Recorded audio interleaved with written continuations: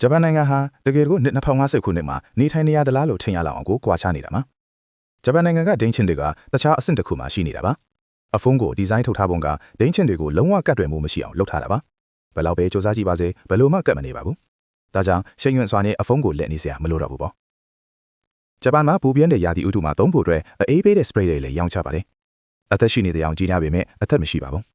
နာမည်တိုင်းမဲ့တာဟာအထူး formula ပါဝင်တဲ့အေးဆက်တဲ့အရေးတစ်မျိုးဖြစ်ပြီးကိုယ်တွင်းအပူချိန်ကိုရှော့ချပေးနိုင်ဖို့လမ်းဆက်မှုအာရုံကိုဖန်တီးပေးတာပါ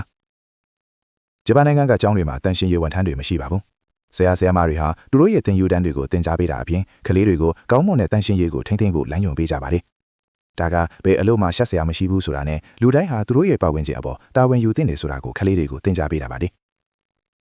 ဂျပန်လူမျိုးတွေအတွက်လက်ဖက်ရည်ပေးတာကိုစော်ကားမှုလို့သတ်မှတ်ပါတယ်ဒါကဝန်ဆောင်မှုပေးတဲ့သူတွေတက်ခစီကြောက်တဲ့တွေဘယ်ဘွားတွေနဲ့ဝန်ဆောင်မှုအလုပ်လုပ်တဲ့မြို့သူကိုမစိုးသက်ဆိုင်ပါတယ်သူတို့ကလုံနေကြအလုပ်တွေအပေါ်ငွေယူတာကိုရိုင်းတယ်လို့ယူဆကြတဲ့အတွက်စိတ်ဆိုးသွားနိုင်တယ်လို့အဲ့ဒီလက်ဖက်ရည်ကိုပြန်ပေးဖို့အတင်းအကျပ်တောင်းဆိုပါလိမ့်မယ်ဂျပန်မြို့တချို့မှာသူတို့ကငါးလို့လဲခေါ်တဲ့ကာပီငါးတွေကိုမီလာတွေထဲလွှတ်ချလိရှိပါတယ်ဒီငါးတွေကရေနုံမျောစနစ်ကိုတန့်ရှင်းပေးဖို့ကူညီပေးပြီးရေကိုပိုမိုတန့်ရှင်းအောင်ထိန်းသိမ်းနိုင်ဖို့အထောက်အကူပြုပါတယ်